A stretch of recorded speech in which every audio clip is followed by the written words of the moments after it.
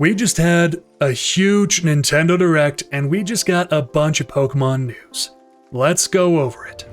We can finally get a shiny Koraidon or a shiny Miraidon. If you go to a GameStop or an EB Games, depending on where you live, you can get a special code to unlock a shiny Koraidon in Pokemon Violet or a shiny Miraidon in Pokemon Scarlet.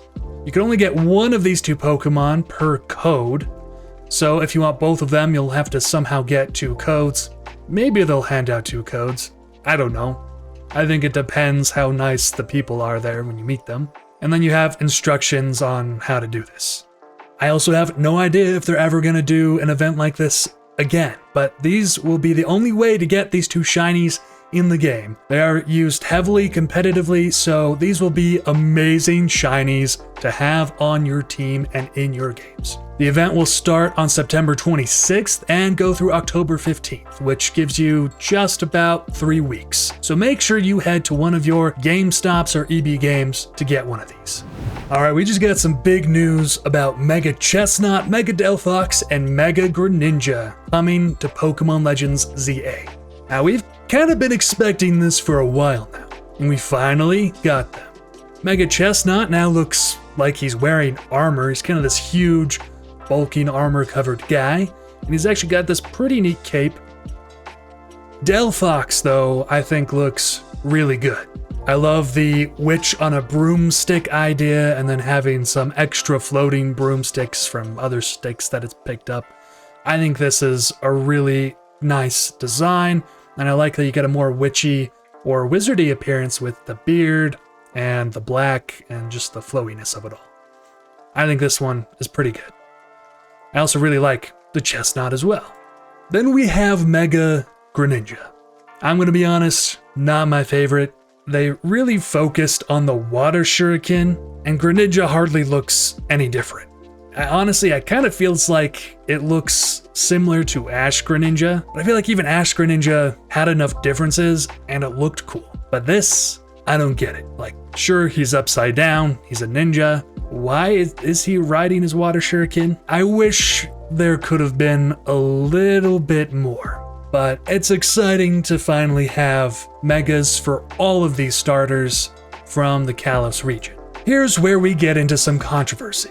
All of the Mega Stones for these 3 Pokemon will only be available through Battle Club's ranked battles. All the Mega Stones required to evolve Mega Chestnut, Delphox, and Greninja can be obtained from the ZA Battle Club as rewards for battling other trainers in online ranked battles. You'll get Greninjite for Season 1, Delphoxite for Season 2, and Chestnutite for Season 3. And then there's this disclaimer at the bottom. And it says that any Nintendo Switch Online membership which is sold separately and Nintendo account are required for online features. Memberships auto-renew, blah blah blah blah, and you cannot get any of the Mega Stones normally during regular gameplay. They will be obtainable as promotion rewards and are planned to be redistributed in future seasons. It's also not possible to have more than one of each kind of Mega Stone if you already have them. I think that makes sense. But basically, what's going to happen now is that we will only be able to get certain Mega Stones if we have a Nintendo Online subscription, which not everyone's going to have, and that we achieve a certain rank doing online ranked matches. Not everyone's going to want to do that. And honestly, for me, I don't know if I'll be able to do this. I don't have an online subscription for Nintendo, and I don't know if I'll even do any ranked matches for this kind of game. We'll have to see how smooth the combat system actually is and how much skill is actually involved, but my worry is that this is going to be pretty difficult for a lot of people. However, regardless of all of this controversial stuff, I do think it's still awesome that we now have Megas for all of the Kalos starters. We also have more Legends ZA news. That's right, we already have news about a DLC coming for Pokemon Legends ZA, Mega Dimension. Here's my honest thoughts after seeing the trailer. I'm actually looking forward to having a DLC like this for this game. First off, I love the idea of having split megas for Raichu. Raichu's actually one of my favorite Pokemon, specifically Alolan Raichu, and so I always love it when they give a little bit more love to giving it some different forms or something interesting. And then having 2 different Mega Evolutions for Raichu, I'm pretty excited for it. Scroll down here, we can actually see clearer images of each version. I think it should be obvious, but one of them looks like an X, the other one looks like a Y. I'm actually not a huge fan of the Mega X. It looks a little awkward to me. I actually think it looked pretty cool while running in the trailer, but seeing it kind of standing on its tails like that, I'm not a huge fan.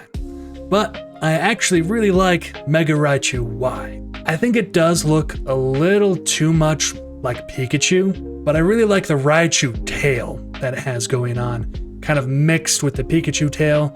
And then it also has like 4 ears for some reason. I don't understand that, but I just find this one much more appealing. Now let's get into some of the controversy. This is a DLC, which means it's gonna be an additional $30 on top of the main game when this comes out. Now, all they have to offer us right now are the Mega Raichu information. You can get new holo apparel sets for your character, which some people might really like. And it looks like you'll get a special, luxurious Pokeball set, which includes a variety of Pokeballs that are especially effective at catching certain kinds of Pokemon. So, depending on how limited we are with Pokeballs, maybe this will be a cool way to get additional Pokeballs to catch specific Pokemon a lot easier. But it's honestly kind of weird to already have a DLC announcement before the actual game has come out. But I'm sure lots of people will still get it.